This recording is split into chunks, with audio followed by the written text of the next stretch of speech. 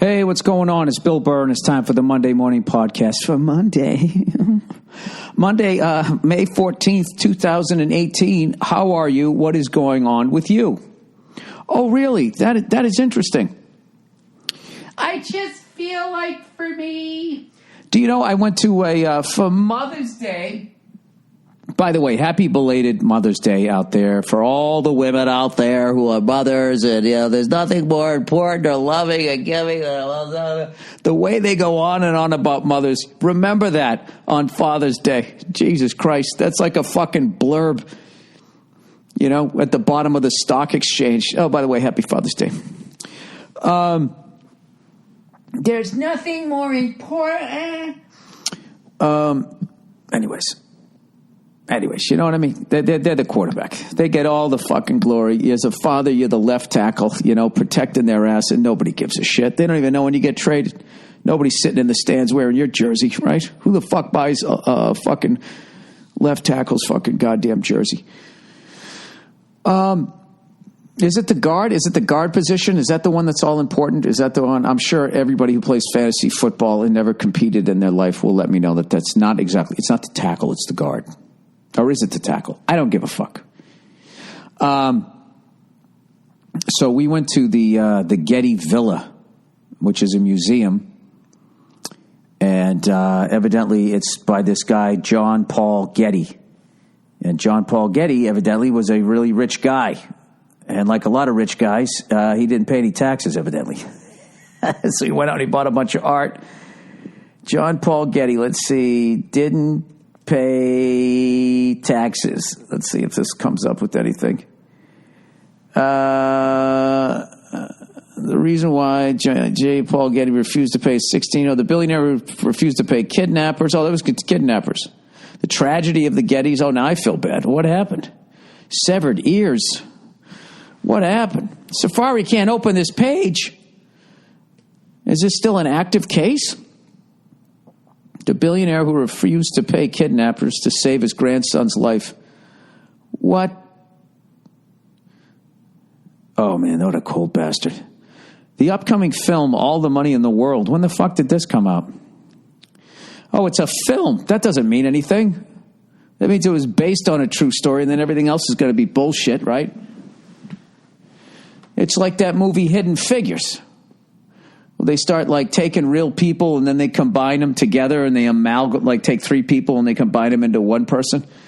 And then people start coming up to you and they start quoting movies like that, like they read a fucking history book. It's like, no, you went to the movies. You ate gummy bears and popcorn. That's not reading. This is coming from someone who doesn't read. Oh, Kevin Spacey played fucking J. Paul Getty. The upcoming All the Money in the World has been garnering a lots of buzz for the scandal around it. A month ago, the filmmakers oh, Jesus Christ. Not that scandal. I want to hear about the fucking kid's life. All right, but the scandal is based on 1973. John Paul Getty III, the 16-year-old grandson of the oilman J. Paul Getty, then said to be the world's richest man worth some $1.2 billion, which is around $9.1 billion today, was kidnapped in Rome. His abductors demanded $17 million, what this guy probably had in his breast coat pocket. Although rich people never walk around with money. You know, they never have it. They never fucking have it. Which his family wouldn't pay, leading to his captors to cut off his right ear. The ordeal, coupled with terrible neglect, ruined the boy's life. At just 24, he ended up paralyzed as a result of a drug overdose. As it turns out, all the money in the world could not save him. Wow. I wonder what he was probably thinking. Well, if I pay this guy, I'm going to have to pay everybody. I'm not giving you $17 million. You realize how many Derricks that could buy? Yelling at his daughter. Well, fuck your husband again without a condom and have another one. Christ, they're free. That's one of the few things in life that's free. Making a baby. Making a baby is free. You know? Provided you can find a woman that doesn't need to go on a date and have a relationship first. Other than that, it's probably one of the more expensive things you do. How are you, everybody? This is the Monday Morning Podcast. It's a little bit late because I was out celebrating Mother's Day. I realized for the 9 millionth time in my life, I am not a museum guy. Unless it's like a museum of cars, drums. I would literally enjoy seeing a museum of refrigerators that started with ice boxes, and they just, well, back in the 19 fucking teens, the first motorized cars brought icebox down the street. Get your fucking ice here. You tuberculosis cunts, get your ice here. Right? Watch one of those things. I went to the Harley Davidson Museum. I obviously enjoyed that, but I'm not a headphones guy. You get to the fucking museum. I'm going to tell you guys what kind of guy I am by telling you all the guys I'm not. And then you can, through process of elimination. Okay? What you've learned on this fucking podcast already. I'm not a museum guy. I'm not a headphones guy. And a few podcasts back, I told you I was a breakfast guy. All right? I'm the kind of guy that tells you what kind of guy he is and he isn't. Whether you asked or not. And I'll go on and on and on and on and on, and you won't even get to speak. That's the kind of guy I am. I don't like going to museums and you get that little fucking recorder. And then you have like the headphones and shit. And you got to walk around and look at every goddamn exhibit.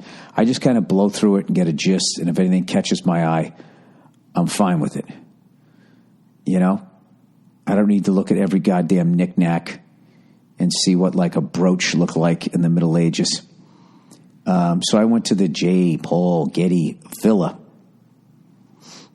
And I imagine 17 million probably put that pool in. So, then a lot of people would give their ear for that. So maybe he was right. I don't know.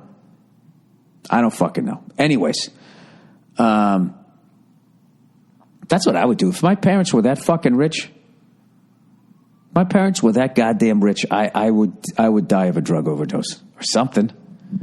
Might go out and get a job, But what sucks is when you're that level rich, they can always hang it over your head. So I would probably rebel and just go my own way. Be one of those fucking morons. Instead of having to fucking jump through every hoop, all of a sudden you got to take fencing classes and all that shit that makes you a gentleman. Learn how to sail.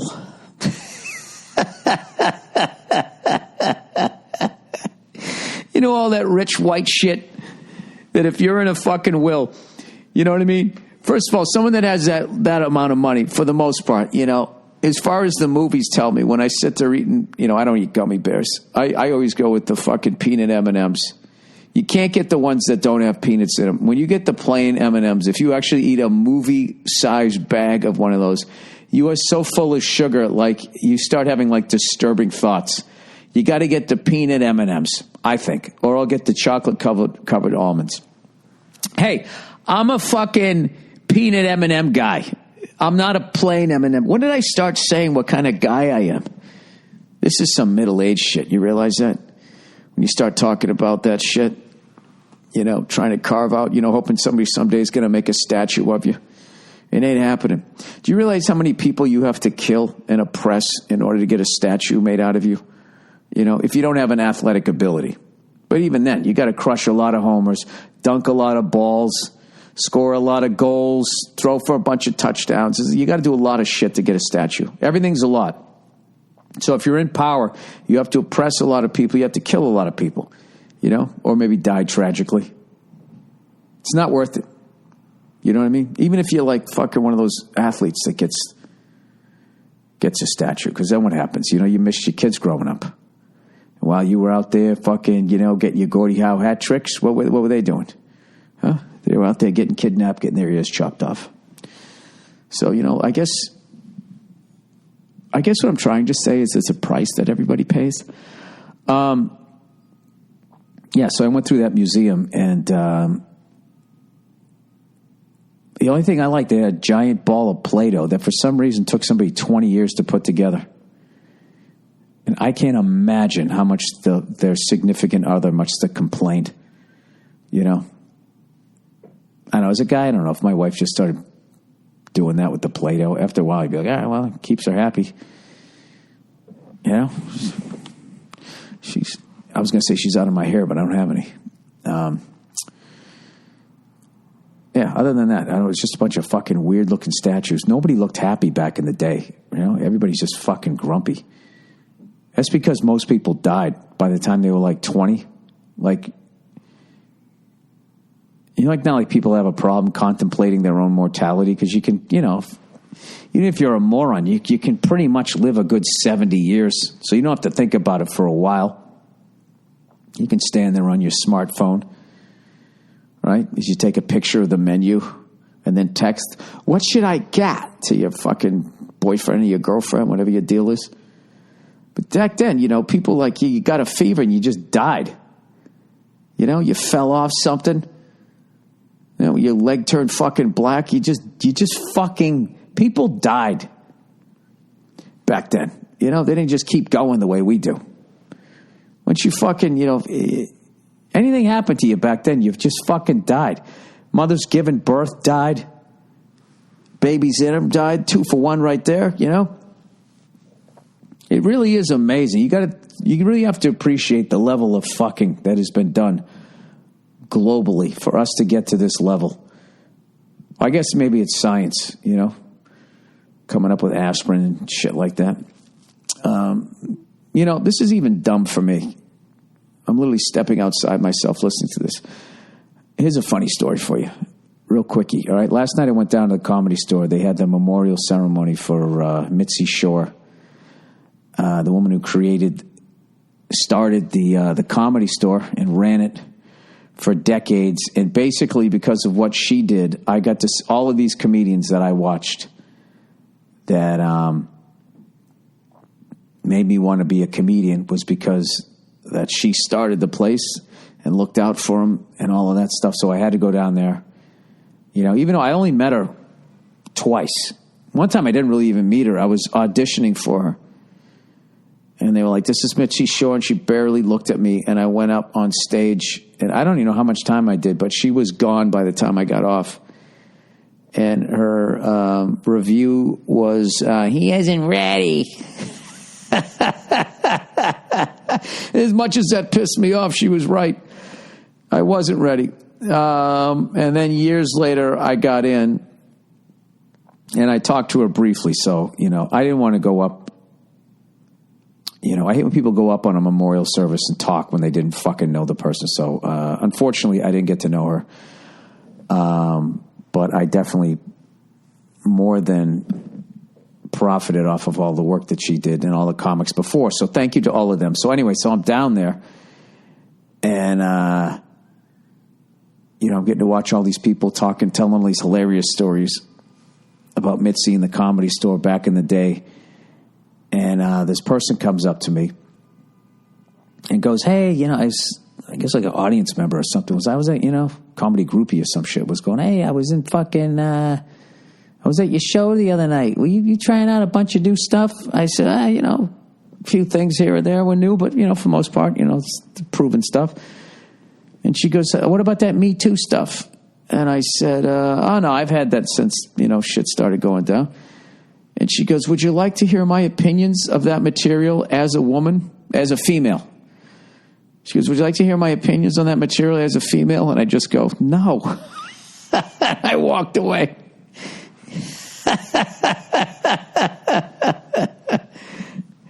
I just love that. Would you like to hear my opinions as a female? What does that mean, as a female? You are a female. Could you give me your opinions as a hermaphrodite? You know, how would you do that? I have no idea. I don't. I'm sure that person is a nice person. I didn't take offense to it, but it was one of the easiest questions I've ever had to answer, and I just walked away. And to her credit, she laughed, and I just walked away. But I think that's just a symptom of, you know, just the internet. Now, you can comment on fucking YouTube videos. You can comment on fucking,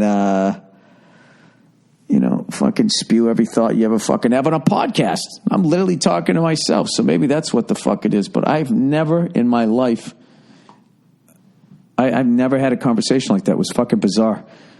Oh, yeah, by all means. Why don't you punch up my shit? That's what I was waiting for. A complete stranger to help me out with my act. Could I have a complete stranger's set of eyes on this shit? And by the way, the material I did, it fucking killed. It fucking killed that night. Let me guess, your opinion is you didn't like it? Oh, maybe that's why I'm doing it. If you haven't noticed, I'm kind of an asshole. Anyways, plowing ahead. Did anybody watch the F1 race over there in fucking in Spain? A place I would love to go someday. What an exciting race. They got to do something, man. They got to do something to these cars where there's some sort of passing in the front row. It's like Lewis Hamilton just fucking... He just got to the corner first. He was in pole position, and then that was it. The one exciting thing was Ferrari pitted early, and they went to the medium tires. You know. I remember that the ones with the white lettering are medium. It's because they always say white guys are boring, average, whatever. That's how I remember those. Then I always forget, like, yellow's soft and super soft is the pink, right?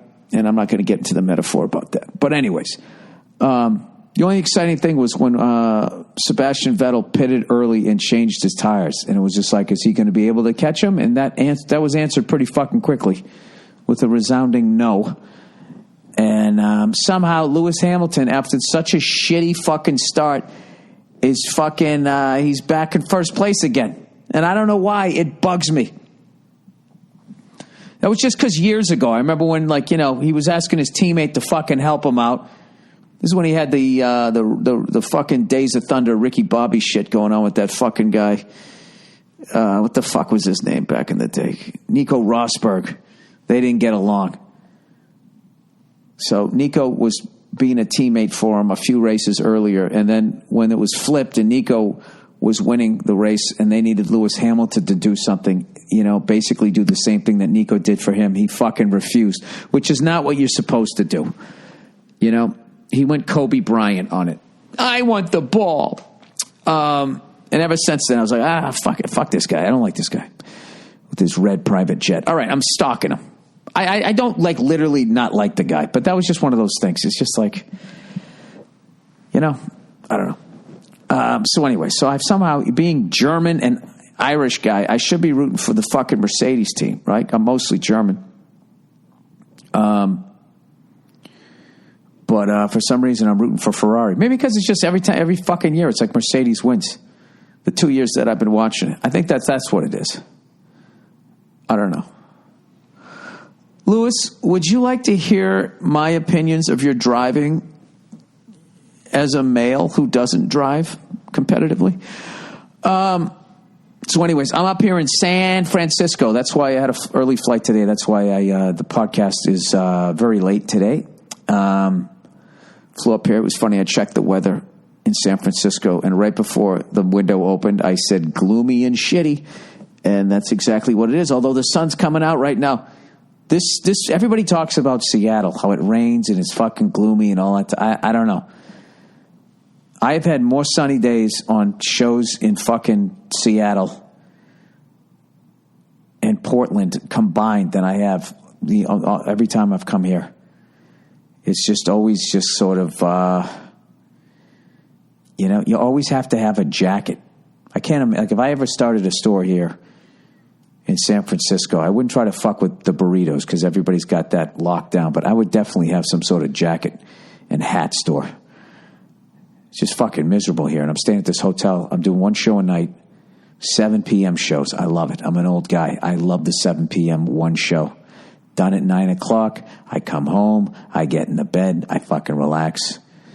I do my Rosetta Stone, a little bit of French. Not hurting anybody. Just an old, bald white guy, right? But anyways, I wanted, my big birthday's coming up, 50, turning 50, June 10th, next fucking month. So I wanted to drop the last couple of pounds, and I went downstairs, and they got this shitty fucking gym. It's the worst. Do you have a gym? Yeah, we have a gym. No, you don't. The gym is smaller than my room, and I have a basic fucking room with 2 queen beds. Maybe the gym is the same size. I think they just took a room and they got one that thing where you sit down and pretend you're riding a bicycle, which nobody gets on that, right? People who wear makeup and read Us magazine while they work out, get on that fucking thing. Then they got an elliptical. Great. But they only got one. And right next to it is a treadmill, and right next to that is a treadmill, and then you're at the wall. They got a couple of kettlebells. They got some dumbbells. They got no bench, So I guess you're just doing shoulders and curls. I don't know what. And then they got a couple of dirty bands down there, those elastic bands. Well, fortunately, I brought some shit with me. But I don't know. I got to start making demands here. If I'm going to be in a hotel, the gym has to be bigger than my hotel room.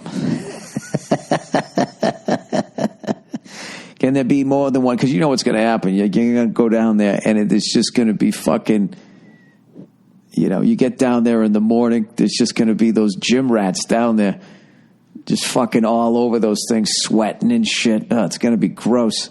But fortunately, it's San Francisco, so I'm just going to walk the hills. I think that's what I'll do. And how about those Celtics?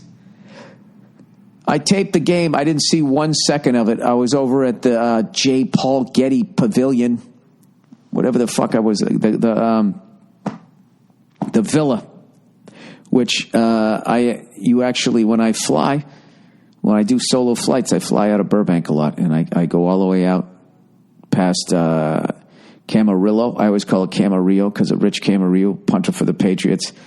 And then I come down the coast, all the way down Malibu. Right as you get to the Pacific Palisades, you get on with Santa Monica Airport, and you stay at the Getty Villa. Helicopter, whatever. Santa Monica Tower, helicopter, whatever.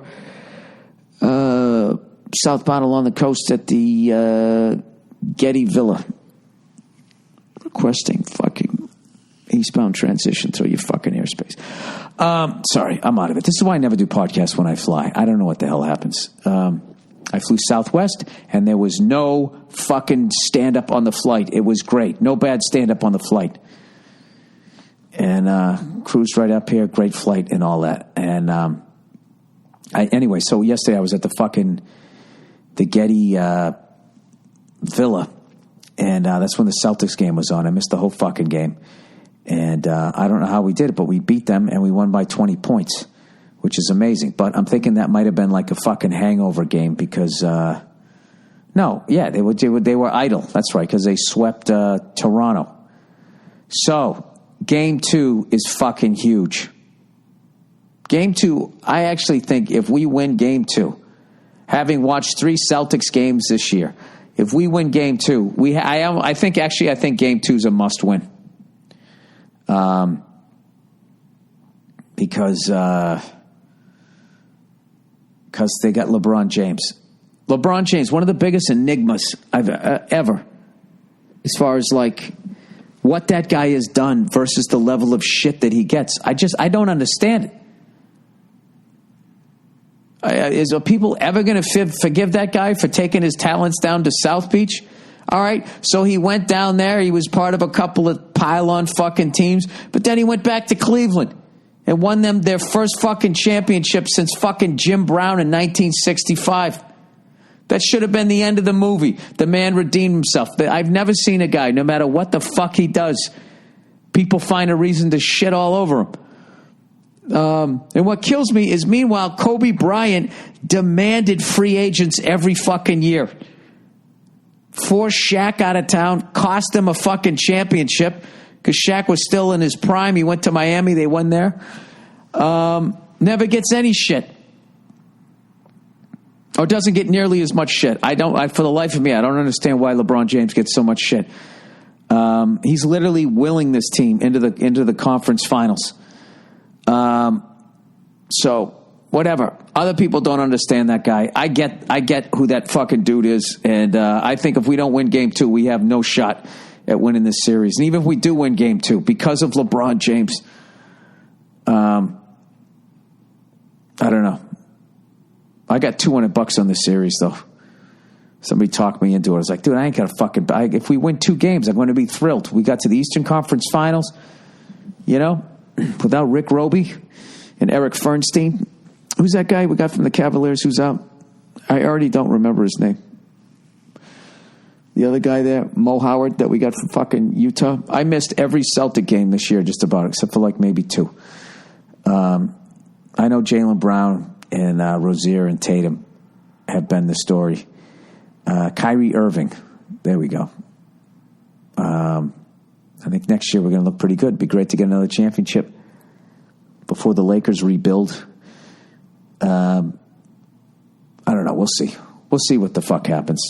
But I should probably... You know what's great, though, is the fact that I have early shows. I think I can actually catch a lot of the games this week. Maybe get back into it. It's fucking hilarious. I'm watching the Celtics for the last 2 years, and now they're like, well, I can't say a legit shot to be... You know something? I don't even know what the fuck I'm talking about this week. Why don't I just do a little bit of advertising here?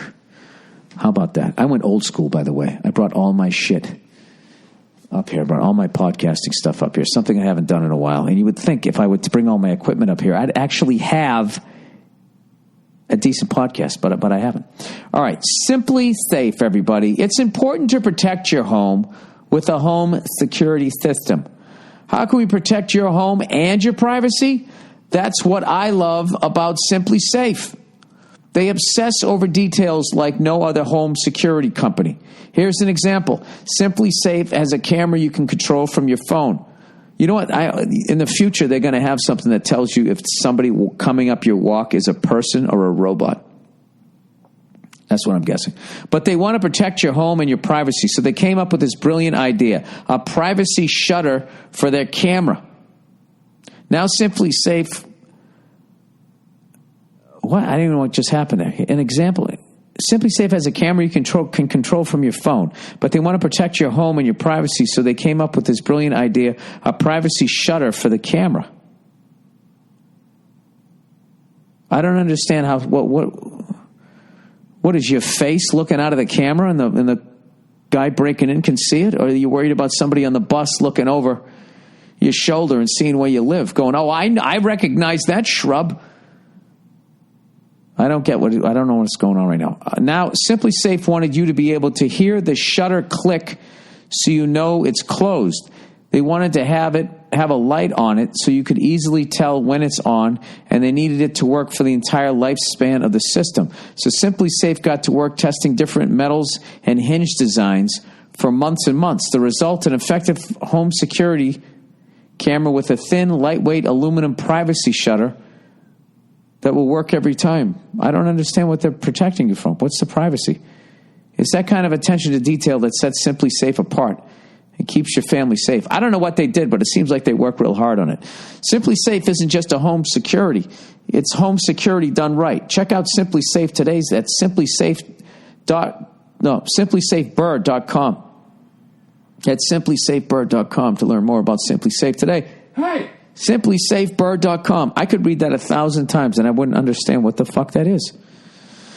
All right. Oh, me undies, going to a fucking museum. Me undies. At least it's not a mausoleum. Sorry, needed to rhyme. Look at all the old shit. Isn't it nice? Go out to the cafeteria and order some rice. It tastes like shit and it's $100 because you're eating at a fucking museum with a bunch of snotty kids. I don't like little boys, by the way. Now that I have a daughter, they're always fucking jumping around, making all kinds of noise, and fucking bumping into kids. I really don't like them. The amount of times I've fantasized about punting one of those little bastards across the fucking room. You know, I had my daughter there at the museum, and I just knew these fucking kids, you know, and they're doing all that dumb shit little boys do to try to get attention, talking in weird voices and jumping around, flailing their fucking arms. Good Lord. As much as I can't stand them, I realized that I was one of them. All right, MeUndies. You've definitely heard me talk about MeUndies.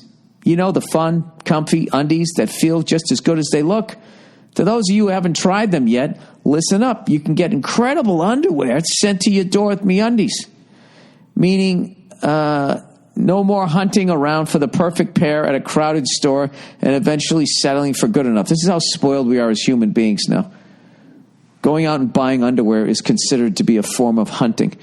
MeUndies is so sure you'll love your first pair that if you're not happy, they'll do whatever they can to get you into the right pair. And if they can't, keep them and they'll refund you. So it's really So it really is risk-free to try the best underwear ever. And if you're already part of the MeUndies family, tell your friends about it through their referral program. They'll get a discount and you'll get store credit. It's a win-win. Still not sure? Well, MeUndies has a deal for my listeners. First-time purchasers get 20% off their first pair of MeUndies and free shipping. That's 20% off plus free shipping and a guarantee that you and your MeUndies will be very happy together. Get your butt over to MeUndies.com and treat yourself. To get your 20% off your first pair, free shipping, 100% satisfaction guarantee, go to MeUndies.com/Burr. That's MeUndies.com/Burr. All right, next one. Dollar Shave Club. Dude, the Celtics and the Bulls. did you see Barstool Sports fucking retweeted that clip of that guy from the Celtics, Lakers 30 for 30? Why are the Celtics going to win? Because they are. Because the Celtics are the Bulls. His fucking high-pitched voice. If you ever shower or brush your teeth or try to make your hair look presentable, all right, 2 out of 3 ain't bad. Here's some good news. Dollar Shave Club has a lot of stuff to help you out. Dollar Shave Club, yes, that Dollar Shave Club delivers everything you need to look, feel, and smell your best. You name it. Shampoo, conditioner, body wash, toothpaste, hair gel, even a wipe that'll leave your tush feeling tingly clean. You'll be a big fan of their amber and lavender calming body cleanser. Doesn't that sound wonderful? After you try it for the first time, good luck finding a product that great at the store. Well, I'm sure you could. Isn't we're selling the convenience of it? No, let's not fucking overstep our bounds here, Dollar Shave Club. Like you can't find that at a store. You can find that. Anyways. But who the fuck wants to go out there? You're already getting your underwear delivered to you. Why not have all the other shit that you use before you put on your underwears? All of Dollar Shave Club's products are made with top shelf ingredients that won't break your budget. You feel the difference. Plus, shipping is free with your membership. And here's a great way to try a bunch of Dollar Shave Club's products. For just $5, you can get their Daily Essential Starter Kit. It comes with body cleanser, one wipe, cherry, their amazing butt wipes, their world-famous shave butter, and their best razor. It's $6. I wish I had some of those one-wipe Charlies now. This fucking hotel has that tear-your-ass-up toilet paper, you know? You know that shit that's almost see-through? You got to use like half the fucking roll so you can't see your hand on the other side of it.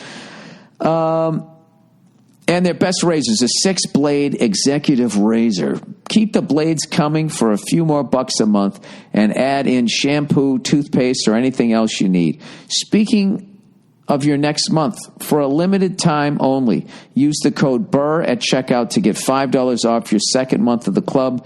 That's code BURR, B-U-R-R, at dollarshaveclub.com to save $5 on your second month. Join the club today. And lastly, but certainly not leastly, these are not in order of popularity. I just read them as they come. Headlining, once again, stamps.com, everybody. Use the U.S. Postal Service is an important tool for any business. Buy and print official U.S. postage for any letter, any package, any class of mail using your own computer and printer. Stamps.com makes it easy. They'll send you a digital scale that automatically calculates exact postage. Stamps.com will even help you decide out of the fucking blue the best class of mail based on your needs. No need to lease an expensive postage meter, and there are no long-term commitments. I use Stamps.com. I'm going to be using it when I send out my posters over to Dublin and London, England.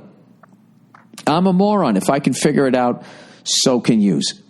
So can you. And right now, you too can enjoy the Stamps.com service with a special offer that includes a 4-week trial plus postage and a digital scale. Go to Stamps.com, click on the microphone at the top of the homepage and type in Burr. That's Stamps.com. Enter Burr. There you go. Speaking of which, this run of dates here is my last tune-up before I go over there and do those 2 huge shows, which, in a good way, I am nervous about. I want to make sure that I have good shows, so I am going to be doing a bunch of shit this week, and then that'll be, the end of this week will be the 18th, All right, 7. So I still have like a 2-week gap. I'm gonna have to do a lot of fucking popping in, doing some shows to make sure I stay on my fucking game here. All right, In the Eye of the Beholder. Oh fuck, why did I write that down? Oh, you know what? Because since my Bruins lost in the playoffs, I ended up. Some friends wanted to get together and they wanted to play that Metallica song, Eye of the Beholder, off of the Injustice for All album. I believe it's track number 2. And so I've been listening to all this Metallica. And I never used to listen to them. I went the other way. I listened to more fucking Warrant than I listened to Metallica. I like single bass drum playing, and I just like... It was just too raw, too fast for my ears. I never got into it. So now, of course, I'm going back down, listening to it, going, oh, my God, this shit is unbelievable. And I actually sat down. I took a video of it. I'll take a video of it, and I'll post it. I actually wrote the entire drum chart out in my own chicken scratch. I didn't put down the hi-hat or many of the crash cymbals, just so I could make sense of the song. And what I noticed about Lars playing is he's pretty religious when in the chorus, and then with a lot of time changes obviously on that album. So those drum parts are pretty repetitive, but in the fucking verses, that guy is just like flying by the seat of his pants. So he has all these different little things that he does, and really, really fun album to listen to. And so I sat down and I wrote out the whole fucking drum chart for that song. It's like 4 or 5 pages long. Because I was trying to memorize it. I'm like, this is going to take me for fucking ever. Why don't I know how to read drum music, so why don't I just sit down and write this shit out? And I'm really glad that I did. But then I have to watch out, like I get into shit. So then all of a sudden it's like, well, I'm going to write out the drum chart for Shortest Straw. I'm going to do the whole fucking album. Anything to keep me out of the buzz. I'm not going to lie to you. I had 1 drink Saturday and 1 drink Sunday. Small ones. And very small ones. And now I'm back on the wagon again. So that's how I'd like to drink. I'd like to really think about drinking now before I do it. Which is what I think about is the next morning.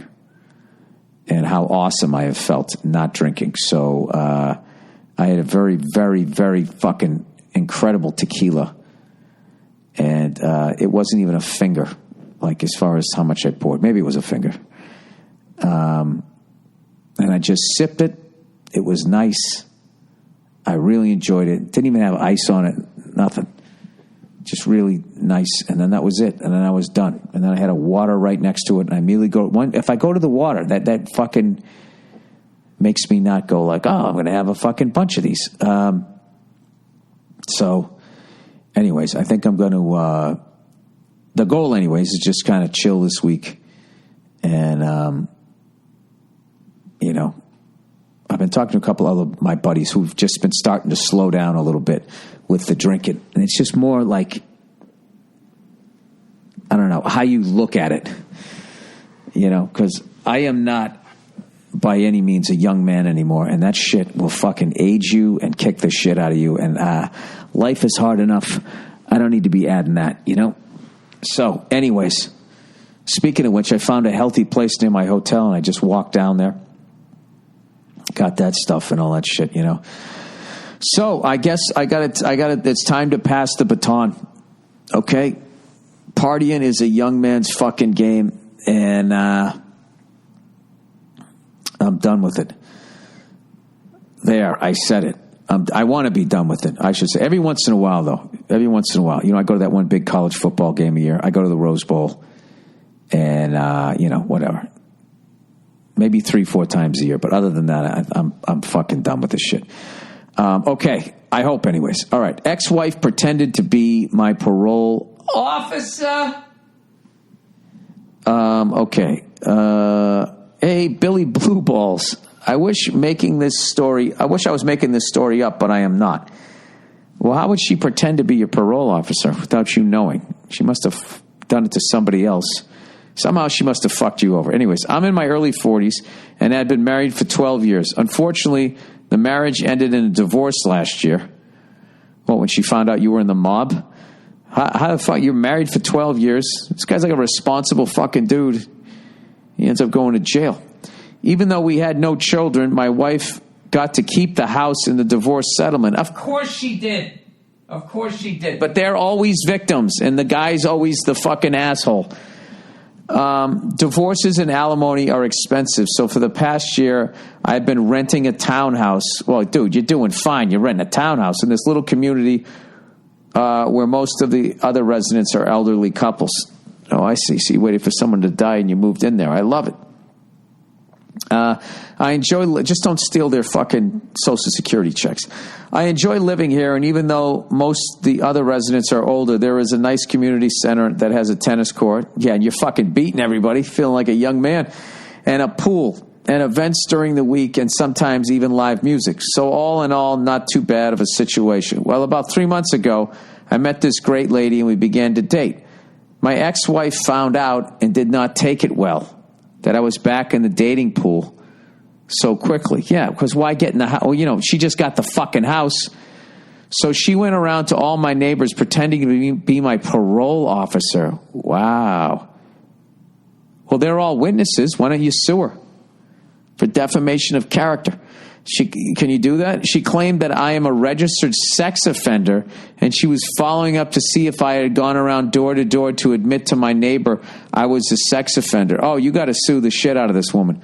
Obviously, I did not do this because I am not a sex offender, and so all the neighbors said no. I had not disclosed to them my sex offender pass. I had no idea my ex did this until a week later. I got a letter from the community board of residents requesting that I move out for being in breach of state laws requiring me to disclose my sex offenses. All right, dude, all you need is a lawyer, brother. All you need is a lawyer. This is easy. This is fucking easy. I, of course, went to the board and told them that they were all lies, but they did not believe me because I could not prove I'm not a sex offender. Yeah, you can. Go get your fucking record. I found a website and searched my name, and of course nothing came up, but they wouldn't believe me. Plus, dude, this is so simple. This is so simple. Sue your wife and sue this and say you're going to sue this old fucking folks home if they kick you out. Plus, they said even if I was telling the truth and that my ex is lying, they don't want me in my community because I hang around people who wouldn't lie about such a transgression. Okay, well, that's kind of fair on their part. I do not want to move, especially because they said they don't have to give me any sort of refund, and I'd be liable to pay the remainder of my lease. I'm not sure what my options are, and to involve the legal team will only add to expenses. Well, you'll send them right back to her, and I still may have to move. What do I do? Thanks for listening, and go fuck yourself. Well, provided you're not a sex offender, I would get a fucking lawyer and tell the guy, listen, you got to fucking... You know, what do they call that? Working pro bono or some shit? Working for the SAG minimum? I would absolutely get a lawyer. And I think you're the judge in your divorce case who handles your alimony and all that shit should know what this woman did. I would find out whatever legally you can do, whatever a law she must. That can't be fucking legal to do that. And then you got all that shit that they do, all the emotional stress and how this fucking affected you. And I would sue the fucking shit out of her. That is all. That's what I would do. Absolutely get a lawyer. Abso-fucking-lutely get a lawyer. Jesus fucking Christ. Do you see this? This is why this Me Too shit, where you've created this thing now where you don't need any proof. You know what I'm saying? I'm all for getting all these bad guys, outed and all that shit. But you can't just create a system where you take due process and you throw it out the fucking window. Okay? Because of shit like this. And I know all the hype out there right now is that women are victims and they're all these fucking angels. And the truth of the matter is there's assholes and there's vindictive people out there who have dicks and sometimes they have vaginas. And you just can't have people going around fucking doing stuff like this. And, if we're really going to go into a future where everything is fair, you have to start, women have to be responsible for their actions. You can't fucking go around and do something like that over some petty bullshit to fucking ruin a guy's life like that. I mean, do you realize like how vindictive that is? That is unfucking believable. And I'd be honest with you, I would never in a million years, no matter how long I sat there and thought, I could never come up with something as bad as that. And I don't need to tell the guys listening to this that women can effortlessly do that. Hell hath no fury like a fucking woman scorned, especially when they're not held fucking responsible. You know, I just love how women can get away with like destruction of property. There's even a commercial on TV where this guy's going through some sort of breakup and this woman is just throwing all of his shit out the fucking window, computers and all that, and it's played for comedy.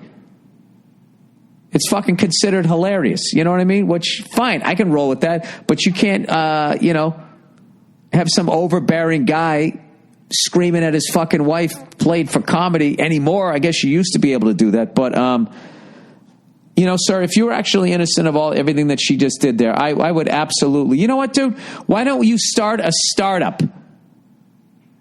Start a startup to get a fucking lawyer. You give me the link, dude, and I'll throw $500 at it.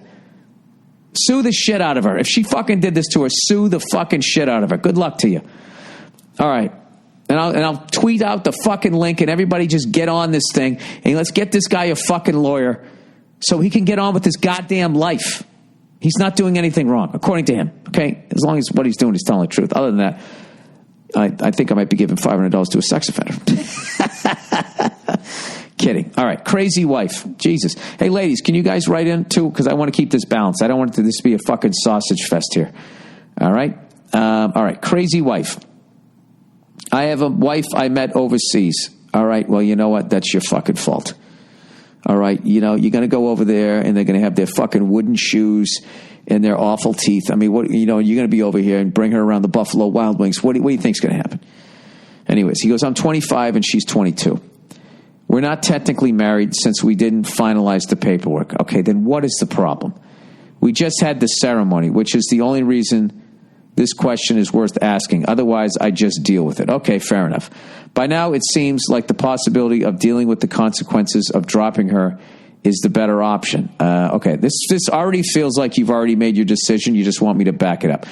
We were dating 2 years. She was normal. But since we got married, she flips out and gets hysterical over little things to the point where I feel awkward to just be next to her, even when we're alone. My first guess is she got married too young and she's freaking out. Because I would guess most of her friends aren't married yet at 22. I think she must be bipolar or something. She's still overseas. I'm about to submit to the paperwork to get her a visa, but I'm at a critical point in my future career that's very competitive, and I can't deal with any of that, much less put up with it for the rest of our lives. When she freaks out, she says things like she wished she hadn't married me and fuck me and all that, which is one thing, but then she says she wishes she were dead and that she wants to kill herself. Oh, dude. You know what? I would take that paperwork and I would go down to Staples and say, hey, I'm in the market for a paper shredder. Do you have the cross-cutting one? And they'd be, yes. Any way you could plug it in, I could just try it out. And then when they plug it in, you put that marriage contract in there. And then look at the Staples guy and be like, yeah, I mean, it's nice, but I don't think I need it. I don't think I like it. And then just walk out. All right? Because, dude, I think you're going to end up like the guy in the last one, living in an old folks home with some crazy fucking woman. Anyways, he goes, I can find someone else, but my friends and family know we got married and we're expecting to have her over soon. Your parents aren't going to give a fuck. Is it better to bite the bullet and admit I made a dumb choice rushing into marrying this girl before I have to deal with the divorce settlements? It absolutely is. Keep in mind her culture is very old-fashioned and her friends and family would look down on her and she might never date/marry again. Not your problem. Not your fucking problem. She met one foreigner, she can meet another. And in case you're wondering, I'm an average-looking white dude. She's a solid 8. Dude, I don't give a fuck. I don't give a fuck. All right? Okay, dude, this is, and the fact that she's not even there, I mean, whatever the fuck you are, this is the greatest thing ever. The situation that you're in is so easy. Just don't sign the papers. just be totally honest with her. Just say your mood swings are so crazy that I no longer want to marry you. And let her flip out and let her scream and yell and say she's going to kill herself and all that, dude. You can feel bad for her, but, you live once. Okay? You only live once, okay? And being married is difficult, even when you marry the right person. Forget about somebody that's that emotionally erratic. And she's saying, I wish I never got fucking married so early in the marriage that you haven't even submitted the fucking papers. I mean, Jesus Christ, dude. Take the hint. And you're not happy. And you've already made the decision. You know what you're worried about, dude? It's going to be weird for about fucking 4 or 5 days. It's like shaving your head. People are like, dude, what the fuck? And after 5 days, they can't remember what you look like with hair. Dude, walk away. Fucking dump her and just go to the bar and get yourself a really nice fucking IPA, right? A really nice fucking beer, whatever the fuck you want. And just sit there and just know that your whole future is just wide open. Wide open. Anything can fucking happen. Okay? And that's it, dude. Walk the fuck away. And God bless you for writing in before you ended up in that other guy's situation. 12 years in and you got that fucking nightmare. Please start that startup, dude. I'm not kidding. I'll give you fucking $500. All right. Worried about my future. Hey, Billy 8-Ball. I love the comedy, the podcast, all of it. I have a problem and was wondering to get some of your advice. I am the oldest of 6 and I am a junior in high school and soon entering my senior year. Everything is going fine, but the only thing is that I don't want to go to college. Well, then don't go. I personally think college is a scam, and unless you want to do a specialized profession, I 100% agree. But besides that, it's nothing but an institution to make debt slaves. All right, well, okay, relax. It's also a great place to meet women, It's a great social thing, too. He goes, I want to leave my home state and move out to Wyoming and become a correctional officer. The only problem is my parents want me to become a lawyer. I don't want to become a lawyer. I want to do law enforcement. How do you think I should go about telling them? I love the podcast and go, fuck yourselves. I would say, Mom and Dad, I have something important that I need to talk to you about. Don't worry. Nobody's pregnant and I'm not on drugs. Okay, start with that joke. So they'll relax. It's not life or death, just something I need to talk to you about. Sit them down and say, listen, I don't want to be a lawyer. I want to be in law enforcement. And then that's it. And let them react how they're going to react. But you do what you want to do in life. I wouldn't have such a bleak look about... you're definitely informed, but you don't want to get so dark that you bung people out that you say stuff like debt slaves. There's also people that go to college for 1 year and they meet somebody else and then all of a sudden they build a computer and they make fucking billions of dollars. There's all different ways you can do it. There's also ways, go to a fucking community college for 2 years and then transfer into the fucking more expensive, fancier school. The piece of paper is still going to say that you graduated from there. It's going to cost you half as much. There's a bunch of ways to do it. All right. But I would just sit down, just tell your parents what the deal is. Just let them know, like I said, that you didn't get anybody pregnant and you're not fucking on drugs. So they can fucking relax. All right. Boston or Chicago for a lady? Hey, Billy Burger Tits. I'll have you know that I'm back into working out. I'm back doing push-ups. I don't have burger tits. I have slider tits. Thank you very much. I'm a 28-year-old engineer from the North Shore there. Went to school in Boston, now work in Boston, and I live in Somerville. Saying you rent. That used to be called Slummerville. Now it's all fucking hipsters and cupcake places and all that. It's amazing. I started dating this girl a little over a year ago who lives in Somerville too, but it's from Chicago. Oh, but it is from Chicago. She just got a new job in Chicago and is moving back there in a month. We talked about this happening before and kind of just decided to play it by ear, she said, and deal with it when it comes. Well, it came, and short-term solution is that I will stay in Boston for the next year and do long-distance relationship. All right, wait a second. Start dating this new girl a little over. So you've been in it for a year. You're 28. Okay. So I guess my problem is that I'm kind of at an age where I should buy a house instead of throwing money away in rent.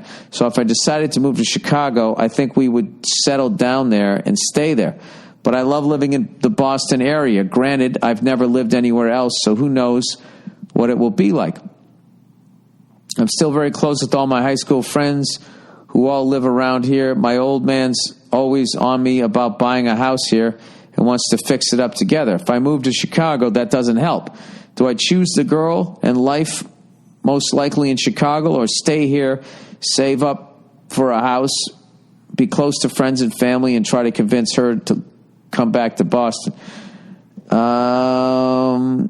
Saw a few years ago at the Wilbur. We'll be at the Garden Show in October with the boys. Can't fucking wait, dude. Oh, thank you. Thank you for that. I don't know, dude. Is she the one?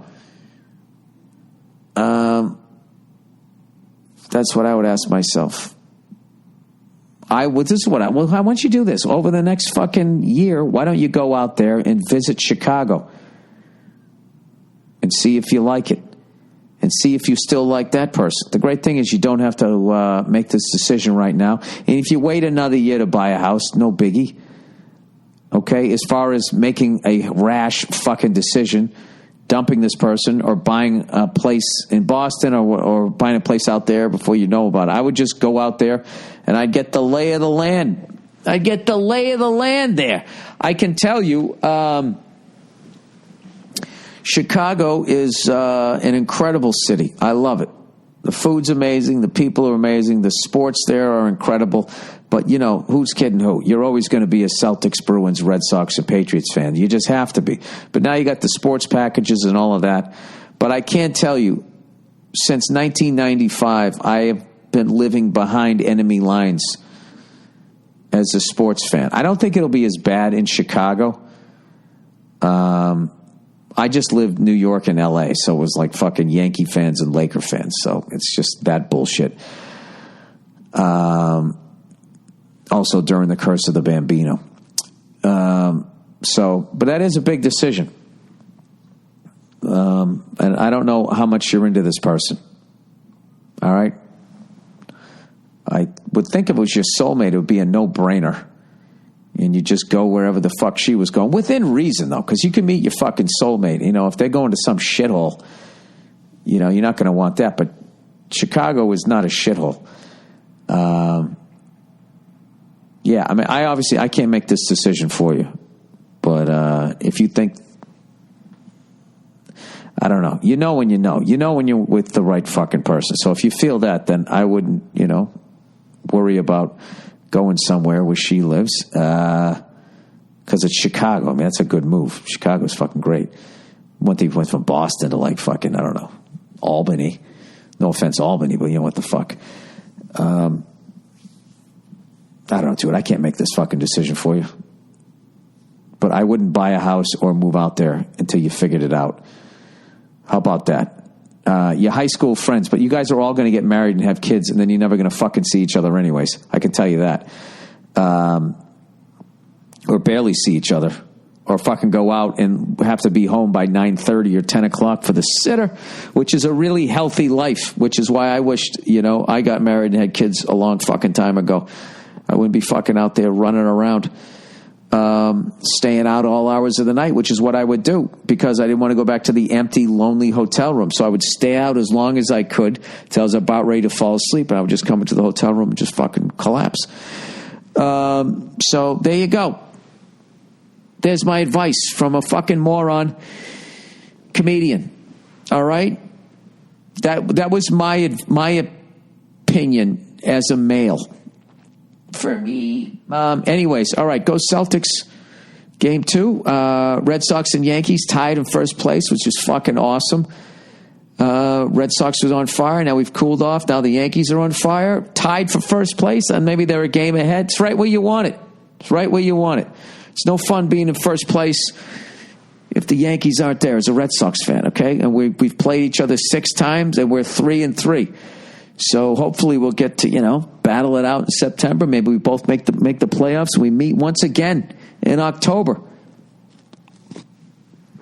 That's what I'm hoping for. And hopefully the Lakers get fucking good again so we can beat their asses in the final next year. God knows they'll go out and fucking get a whole bunch of free agents. Who doesn't want to play out there? Racist LA. It's always summer. And you can fuck movie stars. All right, that's it. As opposed to racist Boston, where you got to deal with the winners. And for the most part, you go walk around fucking 6s and 7s. Well, I guess you'd fuck 10s, but there's not as many 10s in Boston. And the best 10s, the top of the line 10s, they all leave. They all go to the major, like New York or fucking L.A. And then New York and L.A. claim them as if they're from there, but they're not. Like New York City is a free agent town, as is L.A. There's just a bunch of fucking people coming in there. So anyways, all right, that's it. That's the podcast for this week. I will check in on you on Thursday. Thanks for all the kind notes about the Bill Hader interview. I'd like to do more of those in the future. And that's it. And if you haven't checked out Barry yet on HBO, I'll promote it again. Might be my favorite show out there right now. All right, that's it. Go fuck yourselves. I'll talk to you on Thursday.